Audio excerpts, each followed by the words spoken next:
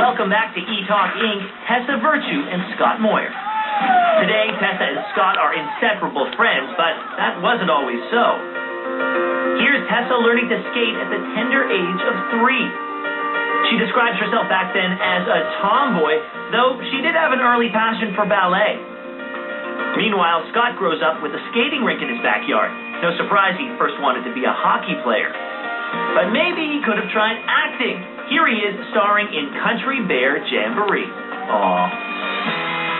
Fate struck with Scott in grade 5 and Tessa in grade 3.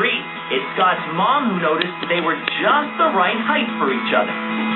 At the time, Tessa's childhood dream was to reach the Olympics with Scott's older brother, Danny. And Scott's first post-skate reaction to Tessa, quote, "I think I was thinking, when can I go and skate by myself?" But some would argue it's worked out pretty well.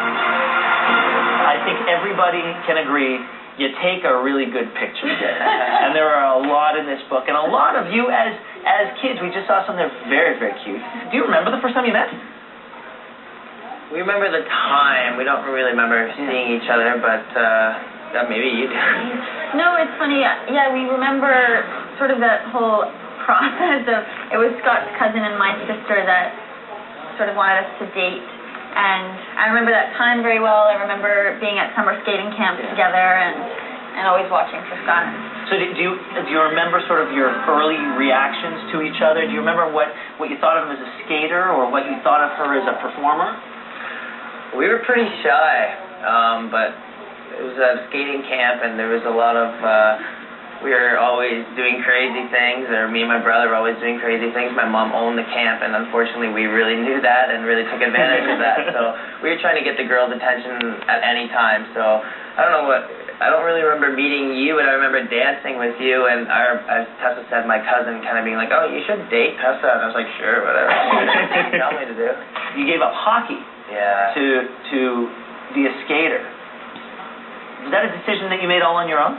Well, yes, it was. Yeah. My parents kind of said to me, you can, like right now, you seem to be having a problem with both, and you should try and figure it out, which one you want to do, or you can still do both. But I knew I wanted to move to Kitchener-Waterloo to train for skating, and hockey was getting dangerous, and I was getting sad at hockey because I would have to go and compete in the competition. So I just figured that might as well skate with a pretty girl, and we were already doing very well, and we were quite successful at a young age, so I knew that this was the route that I wanted to take. But while we were in Waterloo, you were at least able to keep up the house league hockey, so that sort of filled the void a little bit, I think. Yeah, a little bit. What did you say in the book that your skating always made your hockey better, but your hockey made your skating worse? Yeah.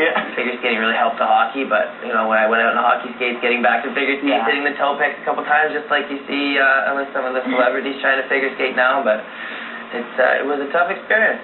At what point did you realize that you had Olympic potential? How old were you when you said, we can get there? Well, I think a big turning point in our career was when we just missed the Olympics in 2006. We were first alternates, and going into that year, 2006, we weren't really sure if we would be able to make the Olympic Games, but once we were at the competition, we knew we wanted to be there, and not making it was a huge blow. So after we missed the Games in 2006, we knew that we weren't going to miss another one, and we had to be at the Games in Vancouver. At any point over the course of your years of dedication and your long hours of practicing, did you ever say to yourself, you know what, I wouldn't mind giving this up for a little while and being a regular kid? Sometimes I wish we could have had both. I mean, we're so lucky with the experiences and the opportunities that have come our way.